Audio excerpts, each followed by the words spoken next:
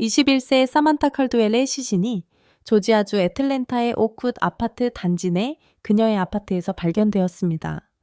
이어진 수사를 통해 집착 통제 폭력이라는 충격적인 이야기가 드러났습니다. 사만타와 그녀의 젊은 약혼자 매튜 레이널즈 사이의 열정적인 로맨스로 시작된 관계는 소유욕과 질투라는 위험한 순환으로 변질되었습니다. 축하해야 할 약혼은 비극적인 결말을 향한 첫걸음이 되었습니다. 최종적인 대립은 말을 넘어섰고 지역 사회 전체를 충격에 빠뜨린 잔혹한 폭력 행위로 이어졌습니다. 그날 밤 애틀랜타는 조용했고 도시는 실제보다 더 작게 느껴졌습니다. 오크우드 아파트 근처 거리는 거의 비어 있었고 가끔 지나가는 자동차 헤드라이트만이 어둠을 갈랐습니다. 그러나 한 아파트 내부에서는 끔찍한 일이 벌어지고 있었습니다. 9일에 전화차 한 통이 걸려왔습니다. 수화기 너머 목소리는 젊은 남성이었고 섬뜩할 정도로 차분했습니다. 그의 말하는 방식에는 무언가 이상한 점이 있었고 마치 간신히 감정을 억누르는 듯 했습니다. 그의 숨소리는 거칠고 불규칙했으며 마치 장거리를 달린 사람 같았습니다. 하지만 그는 달리기로 숨이 찬 것이 아니었습니다. 전혀 다른 이유로 숨을 헐떡이고 있었습니다. 교환원은 더 많은 정보를 얻으려 했습니다. 피해자의 일은 무슨 일이 있었는지, 아파트에 여전히 위험이 있는지 하지만 신고자는 거의 말하지 않았습니다. 그는 주소만 말하고 전화를 끊었습니다. 경찰관들은 이미 근처를 순찰 중이었고 몇 분 후 도착했습니다. 애틀랜타 경찰 순찰차 2대가 해당 아파트 단지의 비호실로 출동했습니다. 건물은 평범했고 학생 젊은 직장인 그리고 함께 삶을 시작하는 커플들이 사는 곳이었습니다. 하지만 안에서 기다리고 있는 것은 평범함과는 거리가 멀었습니다. 경찰관들이 노크했지만 응답이 없었습니다. 그러나 문은 잠겨 있지 않았고 살짝 열려 있었습니다. 한 경찰관은 문을 열기 전에 잠시 망설였습니다. 경첩이 살짝 삐걱거리는 소리가 희미하게 밝혀진 복도에서 유일한 소음이었습니다. 안에서 본 광경은 그들을 마비시켰습니다. 가장 먼저 그들을 덮친 것은 냄새였습니다. 땀철, 그리고 더 뚜렷한 무언가의 혼합, 틀림없는 냄새, 피 많은 피였습니다. 문간에서 가장 먼저 보인 것은 부엌이었습니다. 한때는 깔끔했고 누군가가 모든 것을 제자리에 두려고 신경 쓴 곳이었습니다. 과일 바구니는 여전히 조리대 위에 있었고 주방 수건은 오븐 손잡이에 걸려 있었습니다. 하지만 다른 모든 것은 변해 있었습니다. 싸움이 있었고 사소한 싸움이 아니었습니다. 냉장고는 짙은 붉은색 줄무늬로 얼룩져 있었고 마치 무언가 또는 누군가가 강하게 부딪힌 것처럼 튀어 있었습니다. 깨진 접시 조각들이 타일 바닥에 흩어져 있었습니다. 일부 조각들은 그 아래 누워있는 생명 없는 여성의 피부에 박혀 있었습니다. 그녀는 젊었습니다. 너무 젊었습니다. 그녀의 몸은 부자연스럽게 뒤틀려 있었습니다. 그녀의 머리는 냉장고 바닥에 떨어져 있었습니다. 그녀의 긴 갈색 머리는 엉키고 피로 굳어 있었습니다. 한때 아름다웠던 그녀의 얼굴은 둔기에 의한 외상으로 부어져 올라 거의 알아볼 수 없었습니다. 광대뼈, 바로 아래의 상처에서 흘러나온 피가 쇄골 위로 흘렀습니다. 마른 자국이 그녀의 피부의 패턴을 형성했습니다. 깊은 멍이 그녀의 목과 팔을 덮고 있었고 일부는 다른 것보다 더 최근의 것이었습니다. 싸움의 증거였습니다. 그녀의 손톱 하나는 완전히 부러져 있었는데 마치 필사적으로 그 상황에서 벗어나려 했던 것처럼 보였습니다. 그리고 그 모든 것 한가운데에 손에 피를 묻힌 채 매튜 레이널스가 서 있었습니다. 그는 울지 않았습니다. 그는 소리치지 않았습니다. 그는 용서를 구하지 않았습니다. 그는 이제 그냥 거기 서 있었습니다. 그의 시선은 바닥에 있는 여성에게 고정되어 있었습니다. 그의 눈에는 먼 공허함이 있었는데 마치 이미 자신의 몸을 떠나 아직 완전히 인식하지 못한 무언가를 받아들인 것 같았습니다. 그는 저항하지 않았습니다. 경찰관들이 다가왔을 때도 그는 왜 그들이 여기 있는지, 무슨 일이 일어나고 있는지 묻지 않았습니다. 마치 누군가가 무슨 일이 일어났는지 깨닫기도 전에 이미 결과를 받아들인 것 같았습니다. 그의 손가락 마디는 피가 날 정도로 까져 있었습니다. 그의 오른손 피부는 찢어져 있었습니다. 무언가 또는 누군가를 너무 여러 번 때렸다는 증거였습니다. 그의 흰색 티셔츠 앞면은 선홍색 줄무늬로 얼룩져 있었지만 그중 어느 것도 그의 것은 아니라는 것이 분명했습니다. 경찰관들이 들어섰을 때 방 안의 유일한 소리는 경찰 무정의의 잡음과 타일 바닥으로 떨어지는 피의 느린 똑똑똑 소리뿐이었습니다. 사만타, 샘, 캘드웰리, 더 이상 없다는 것은 분명했습니다. 구급대원들이 도착했지만 서두르지 않았습니다. 그들은 이미 할 수 있는 일이 없다는 것을 알고 있었습니다. 한 대원이 시신 옆에 무릎을 꿇고 움직이지 않는 그녀의 목에 두 손가락을 대었습니다. 맥박이 없었습니다. 생명의 징후가 없었습니다. 그녀의 몸은 이미 식어가고 있었습니다. 매튜 레이널즈는 수갑이 채워졌습니다. 그는 질문하지 않았습니다. 그는 논쟁하지 않았습니다. 그는 아무것도 부인하지 않았습니다. 그는 단지 경찰관들을 따라 아파트를 나섰고 그의 맨발은 걸을 때마다 바닥에 살짝 달라붙었습니다. 이웃들이 소란에 깨어나 복도에 모이기 시작했습니다. 잠옷차림의 젊은 여성이 문 바로 앞에서 피로 얼룩진 바닥을 보고 손으로 입을 막았습니다. 팔짱을 낀 중년 남자가 고개를 저으며 서 있었습니다. 그는 밤에 비명소리를 들었지만 대수롭지 않게 여겼습니다. 이 아파트 단지에서는 항상 다툼이 있었습니다. 아무도 그것이 살인으로 끝날 것이라고는 상상하지 못했습니다. 매튜가 끌려나갈 때 그는 처음으로 고개를 들었습니다. 그의 시선은 군중을 훑었지만 실제로 그들을 보는 것 같지는 않았습니다. 그의 얼굴은 공허했습니다. 모든 감정이 사라진 채 그는 이미 다음에 올 모든 것을 받아들인 사람처럼 보였습니다. 경찰차 문이 쾅 닫혔습니다.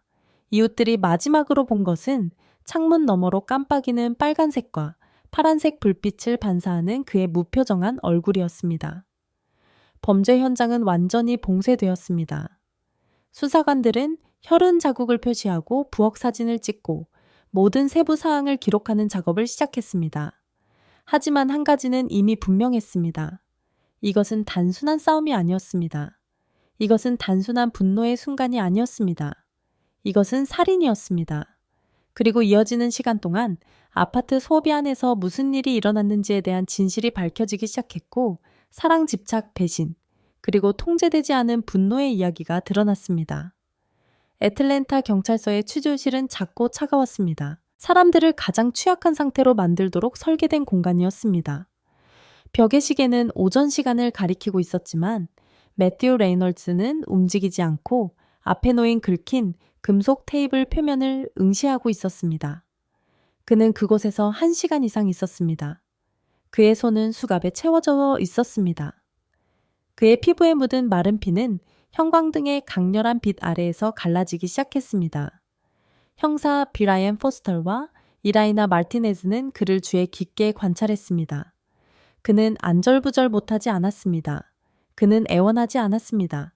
그는 화내지 않았습니다. 그는 마치 다음에 올 모든 것을 이미 받아들인 것처럼 그냥 앉아 있었습니다. 이것은 방금 약혼녀를 때려 죽인 18세 소년에게서 기대했던 반응이 아니었습니다. 그들이 마침내 그에게 말을 걸었을 때 그는 짧은 문장으로 대답했고 그의 목소리는 공허했습니다. 그는 자신이 한 일을 인정했지만 후회나 감정은 없었습니다. 그는 마치 자신이 단순한 구경꾼인 것처럼 자신의 행동을 지켜보는 것처럼 그 순간을 묘사했습니다. 마치 그의 주먹이 사만타의 몸에 내리꽂히기 훨씬 전에 결정이 내려진 것처럼 말입니다. 자백은 섬뜩했지만 범죄 현장 전문가들은 현장이 훨씬 더 깊은 이야기를 들려준다는 것을 알고 있었습니다. 법의학팀은 아파트 도섭에 대한 예비 분석을 마쳤습니다. 그들이 발견한 것은 사만타가 단 한 번의 분노 폭발 이상의 고통을 겪었음을 시사했습니다. 그녀의 부러진 갈비뼈는 몸통에 가해진 여러 차례의 타격을 나타냈습니다. 그녀의 턱은 부러져 있었는데 이는 그녀를 쓰러뜨릴 만큼 강하게 맞았을 가능성이 높다는 것을 의미했습니다. 목의 멍은 누군가가 마지막 일격을 가하기 전에 그녀를 목 졸라 죽이려 했다는 것을 암시했습니다. 부상의 심각성 자체는 형사들에게 이것이 단순한 통제불능의 분노 순간이 아니라는 것을 말해주었습니다. 이것은 전혀 다른 것이었습니다. 오크우드 아파트의 CCTV 영상이 분석되고 있었습니다.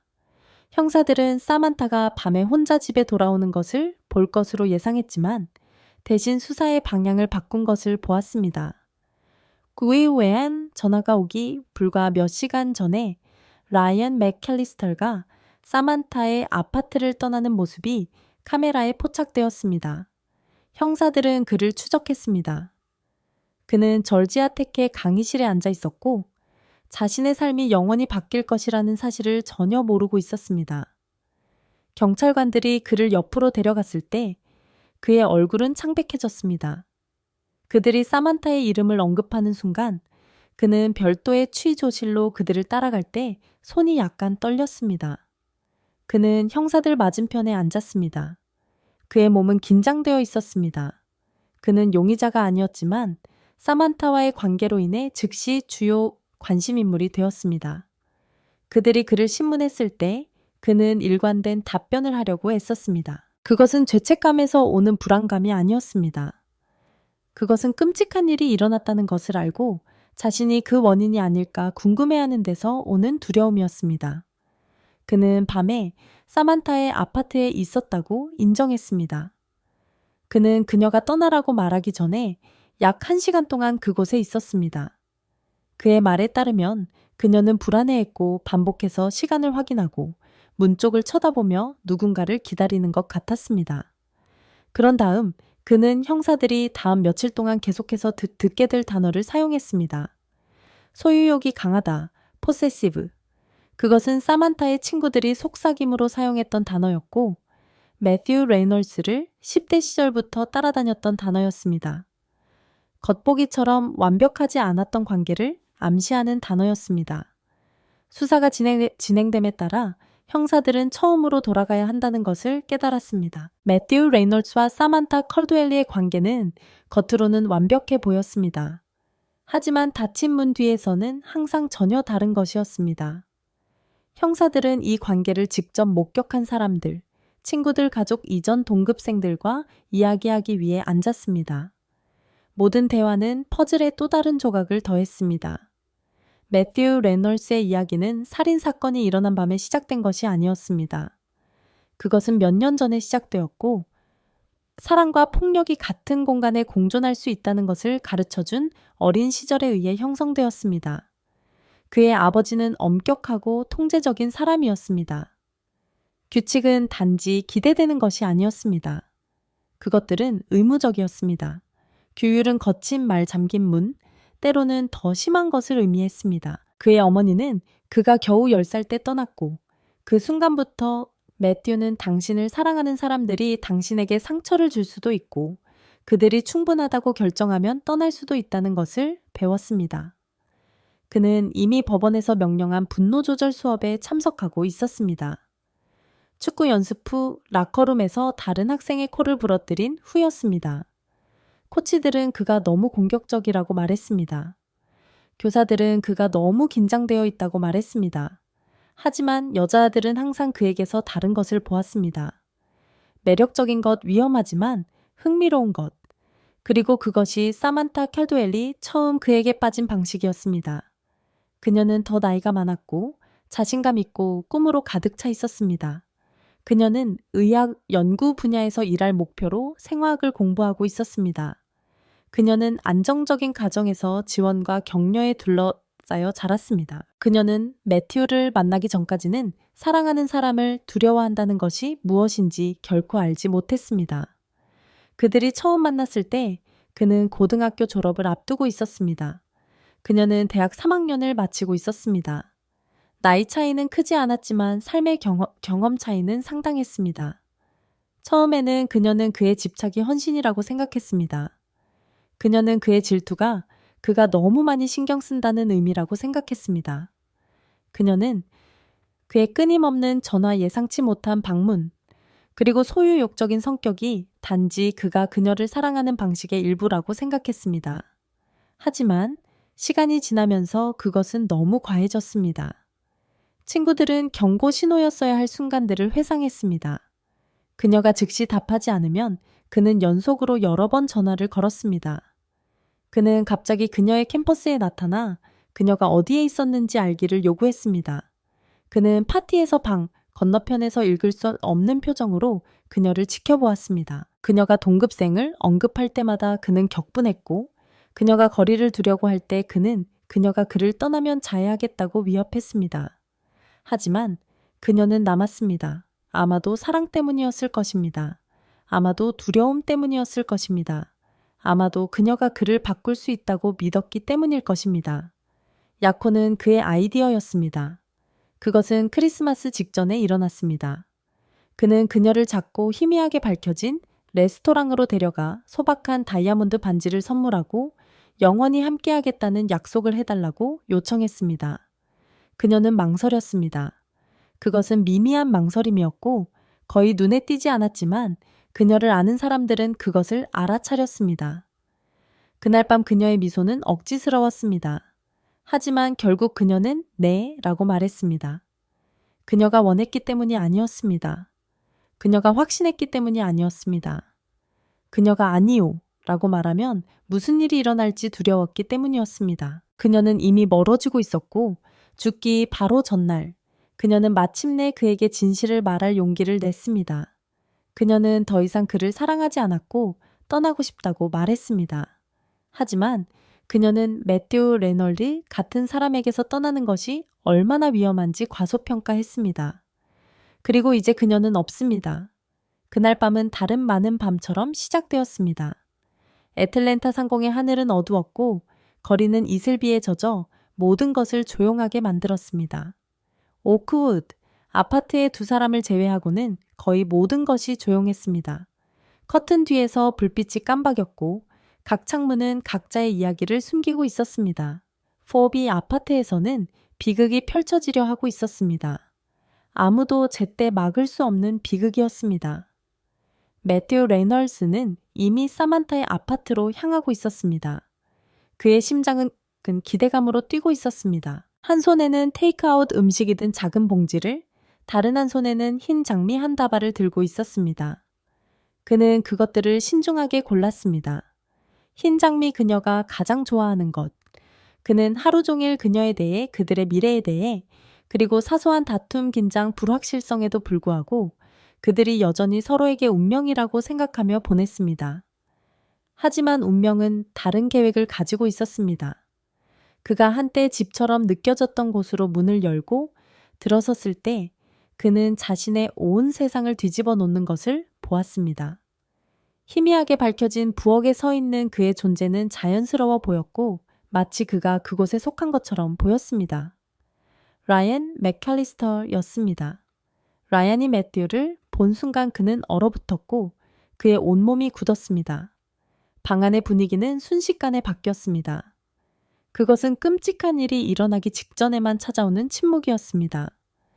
라이안은 아파트를 떠났습니다. 건물 근처의 CCTV 카메라는 나중에 그가 고개를 숙인 채 빠르게 걸어가는 모습을 보여줄 것입니다. 그의 걸음걸이는 고르지 않았습니다. 영상에는 또한 그가 한 번도 뒤돌아보지 않는 모습이 담겨 있을 것입니다. 안에서는 사만타와 매튜 사이의 대화가 이미 통제불능 상태가 되기 시작했습니다. 그녀는 아무것도 부인하지 않았습니다. 그녀는 서둘러 설명하지 않았습니다. 그녀는 그를 기분 좋게 하려고 노력하지 않았습니다. 대신 그녀는 마치 오랫동안 이 순간을 준비해 온 것처럼 지친 눈으로 그를 바라보았습니다. 돌이킬 수 없는 말들의 무게가 스이비 아파트 벽에 스며들었습니다. 모든 것을 바꿀 말들이었습니다. 매튜는 얼어붙은 채에 서 있었고 숨은 얕았으며 손은 부드럽고 짚이 으스러질 때까지 장미다발을 꽉 쥐고 있었습니다. 그는 그녀를 쫓고 숭배하고 사랑하는데 너무 많은 시간을 보냈습니다. 그리고 이제 그녀는 그 모든 것이 거짓말이었다고 말하고 있었습니다. 그리고 다음 몇 초 동안 사만타의 얼굴에 무언가 변했습니다. 몇 달, 어쩌면 몇 년 동안 그들 사이에 쌓여온 좌절감이 터져나왔습니다. 그리고 나서 그녀는 자신의 운명을 결정짓는 단 하나의 실수를 저질렀습니다. 매튜 안에 무언가가 돌이킬 수 없이 부서졌습니다. 첫 번째 타격은 강하고 빠르게 날아와 그녀를 뒤로 비틀거리게 했고 그녀의 어깨는 조리대 가장자리에 부딪혔습니다. 유리잔이 떨어져 그녀의 발치에서 산산조각 났습니다. 하지만 그것이 전부가 아니었습니다. 두 번째 타격이 그녀의 얼굴을 강타하여 입술을 찢었습니다. 피맛이 그녀의 입안을 가득 채웠지만 그녀는 물러서지 않았습니다.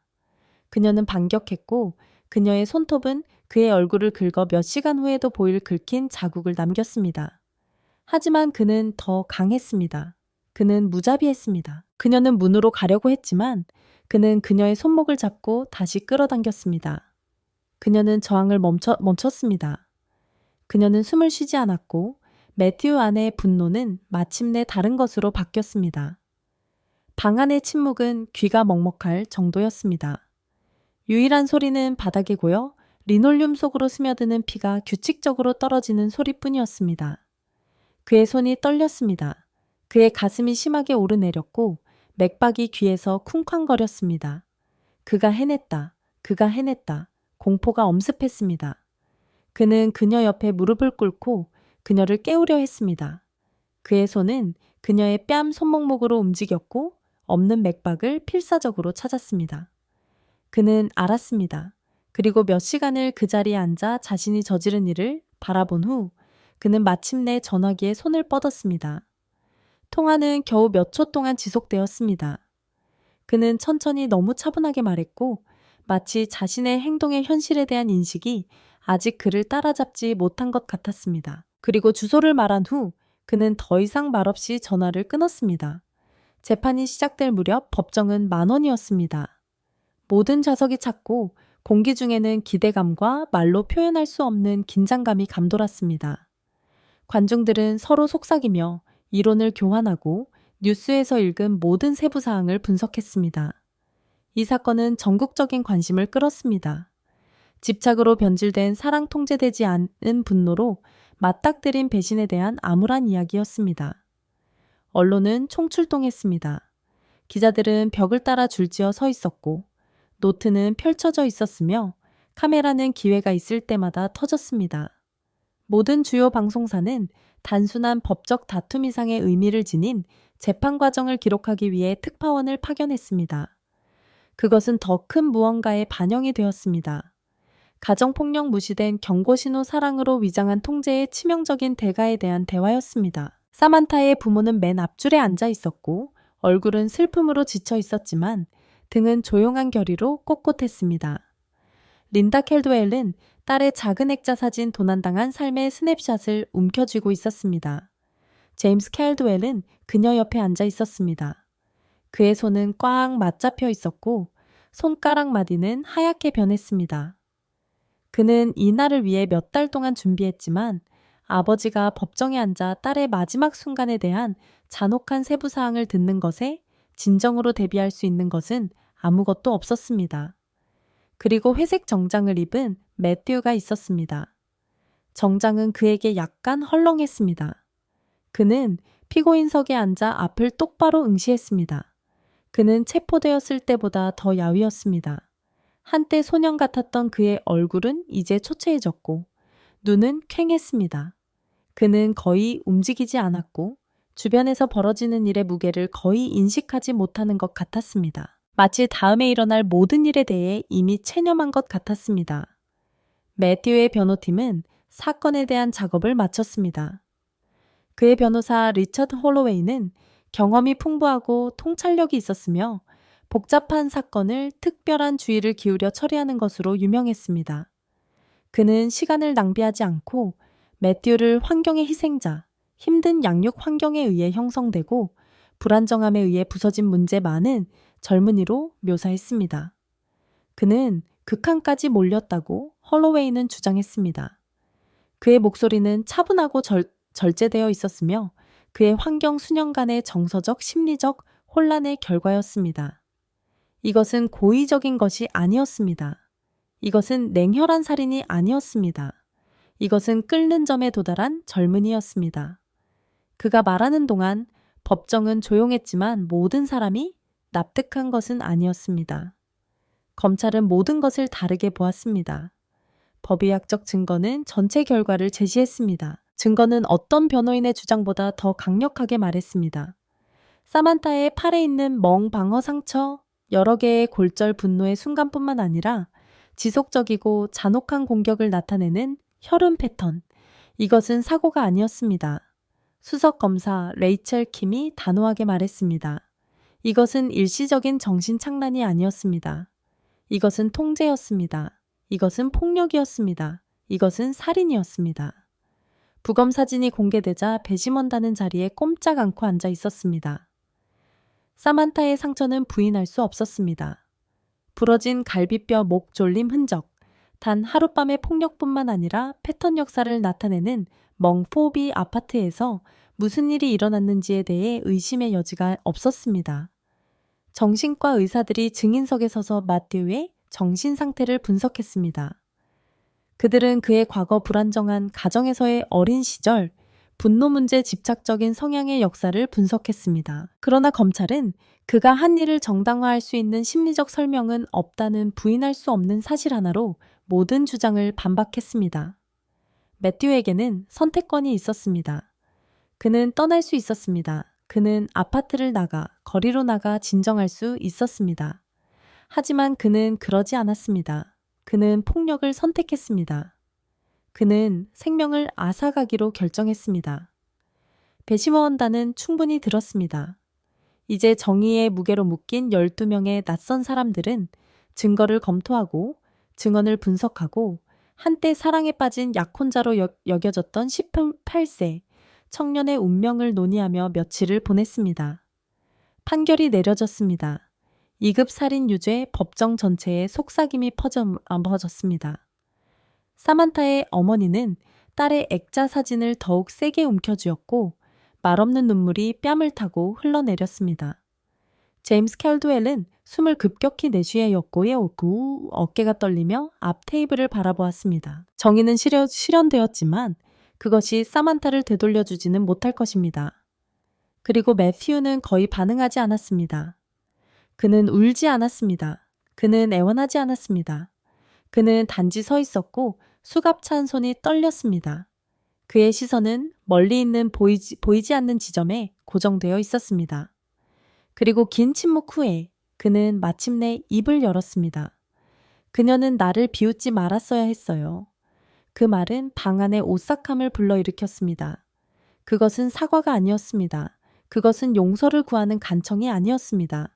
그것은 진술이었고 그 자신의 마음속에서의 정당화였으며 그가 사랑을 보았던 뒤틀린 방식을 상기시키는 것이었습니다. 사만타 캘드웰의 가족은 슬픔을 행동으로 옮겼습니다. 그들은 젊은 여성들에게 유해한 관계의 경고, 신호에 대해 교육하는 비영리 단체인 캘드웰 이니셔티브를 설립했습니다. 비극으로 시작된 것이 운동이 되었습니다. 전국의 학교 대학 단체들이 그들의 메시지를 가정폭력 인식 프로그램에 포함시키기 시작했습니다. 사만타의 이름은 대학 캠퍼스에서 울려 퍼졌습니다. 그녀의 이야기는 경고의 이야기이자 행동 촉구로 사용되었습니다. 그녀는 단순한 희생자 이상이 되었습니다. 그녀는 변화 회복력, 너무 일찍 도둑맞은 미래의 상징이 되었습니다. 한편 매튜의 이야기는 다른 것이 되었습니다. 실제 범죄 다큐멘터리는 그의 소유욕과 폭력으로의 추락을 분석했습니다. 전문가들은 그의 분노가 순간적이었는지 아니면 불가피했는지 논쟁했습니다. 그의 과거는 분석되었고 그의 행동은 면밀히 조사되었습니다. 그는 살해 연구가 되었습니다. 집착에 의해 뒤틀린 사랑이 어떻게 치명적이 될 수 있는지에 대한 교훈이었습니다. 하지만 사만타를 진정으로 알았던 사람들에게는 논쟁이나 다큐멘터리가 중요하지 않았습니다. 매튜를 살인하게 만든 원인을 분석하는 것이 아니었습니다. 그것은 그녀가 살았어야 할 삶, 그녀가 추구했어야 할 꿈, 분노의 하룻밤에 그녀에게서 도둑맞은 미래에 관한 것이었습니다. 그리고 매튜에게는 그가 감옥에서 보낼 35년에 관한 것이었습니다. 매일 그녀가 결코 돌아오지 않을 것이라는 동일한 진실과 함께 깨어나는 것. 저희 채널의 최신 소식을 놓치지 않으시려면 좋아요를 누르고 구독해주세요.